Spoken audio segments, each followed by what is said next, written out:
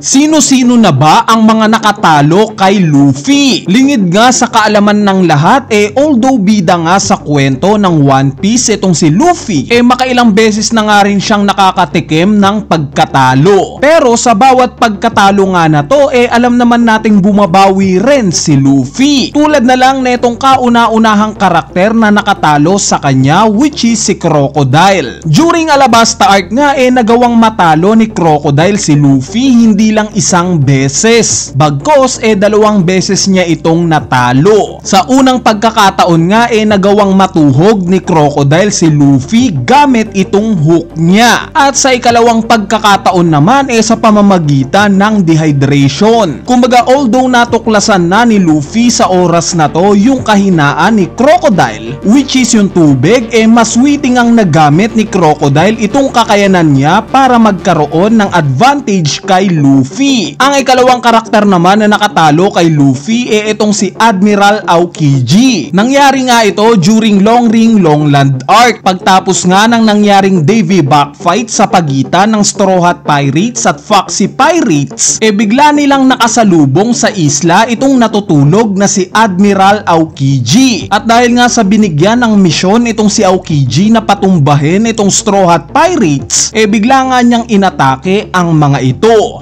Ginawa nga niyang yelo itong si Robin pati na itong ilang parte ng katawan nila Zoro at Sanji. At sa huli nagawa ngang matalo ni Aokiji itong si Luffy sa pamamagitan ng pagpi-freeze dito. Buti na nga lang at kilala ni Aokiji itong lolo ni Luffy na si Garp, kaya naman binigyan pa nga niya ng tsansa itong si Luffy na mabuhay pa. Next itong si Rob Lucci. Yes, we all know na during Enies Lobby arc nagawang matalo ni Luffy itong si Lucci. Pero sa mga nakalimutan na during Water 7 arc nga nagawa ring matalo ni Rob Lucci hindi lang si Luffy, bagkos pati na si Zoro. Ito nga yung moment ng pagre-reveal niya na miyembro pala siya ng Cyberpol agent. Inatake nga niya si Luffy at hinagis, similar kay Zoro na hinagis rin niya. So technically counted ito na pagkatalo ni Luffy.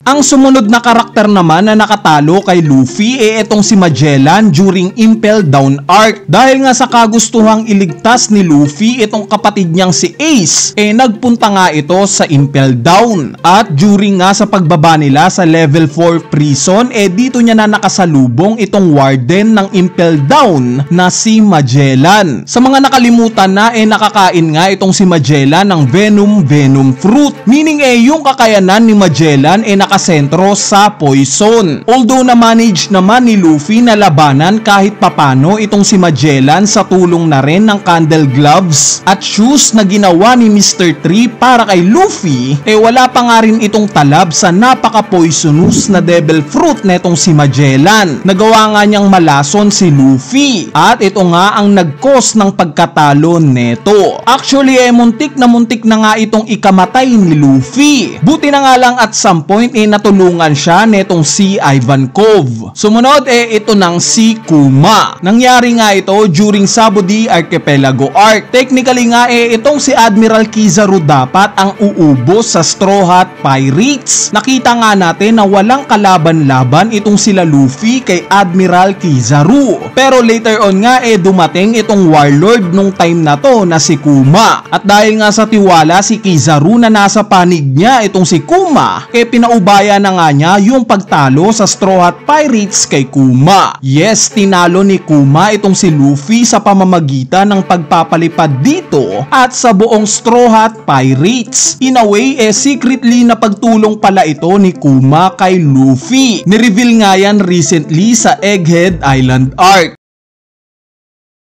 Ang sumunod namang karakter na nakatalo kay Luffy itong si Caesar the Clown. Nangyari nga ito during Punk Hazard arc. Masasabi nga natin na masyadong in-underestimate ni Luffy itong si Caesar kaya siya neto natalo. Yes, in combat nga lumamang si Luffy kay Caesar sa unang paghaharap nila. Idagdag mo pa na hindi na tinatablan si Luffy ng poison ni Caesar dahil kay Magellan. Ang hindi nga lang inaasahan ni Luffy itong kakayanan na ni Caesar na putulin ang oxygen. At dahil nga dito nawalan ng malay itong si Luffy. Buti na nga lang at later on nagising pa siya kasama itong sila Robin. Sumunod naman itong si Charlotte Katakuri. Itong pagkatalo nga ni Luffy dahil sa time limit ng Gear 4 niya. Dahil nga sa unang paghaharap nila ni Katakuri ipinakita neto na mas malakas siya kesa kay Luffy sa kahit anong aspect gaya ng haki at devil fruit.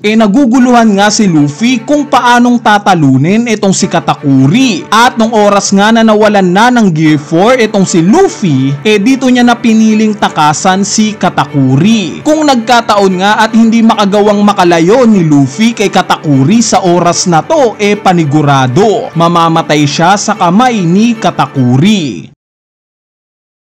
At lastly na huling nakatalo kay Luffy itong si Kaido. Gaya nga kay Crocodile dalawang beses ring natalo ni Kaido itong si Luffy. Una syempre yung unang naging paghaharap nila ni Luffy. Dahil nga sa inaakala ni Luffy na napatay ni Kaido itong mga kaibigan niya, dito nga nag-init yung ulo ni Luffy at binigla si Kaido ng mga atake. Yes guys, mga atake. Dahil walang humpay nga niyang inatake si Kaido. At nung oras nga na makarecover na itong si Kaido, isang atake nga lang ang ginawa niya kay Luffy. Ito nga yung Thunder Bagwa. Itong atake nga na to nag-cause ng pagkawala ng malay ni Luffy. Na knockout nga siya at ikinulong sa Udon Prison. Sa ikalawang pagkakataon naman itong naging sabayan nila sa rooftop ng Onigashima. Itong sabayan nga na to hindi natin alam ang kahihinatnan sana. Pero dahil nga sa isang CP0 na tinulungan itong si Kaido na makatama ng isang solid na atake kay Luffy, nag-cause nga ito ng briefly na pagkamatay ni Luffy. Yes, namatay nga si Luffy at muling nabuhay. So currently nga ito na yung huling naging pagkatalo ni Luffy sa kwento ng One Piece. Bali overall nga merong 8 karakter na nakatalo na kay Luffy. Ito nga sila Crocodile, Rob Lucci, Aokiji, Magellan, Kuma, Caesar the Clown, Katakuri at Kaido. Bali hindi ko na nga sinama sa listahan na to yung ilan sa kinukonsiderang pagkatalo ni Luffy, pero wala namang concrete evidence para i-declare na talagang nanalo sila kay Luffy. Gaya na itong si Smoker, Buggy at even si Ace nung bata pa sila ni Luffy. Anyway ay na nga yung topic natin patungkol sa mga nakatalo kay Luffy at sana na-enjoy nyo. So yun lang,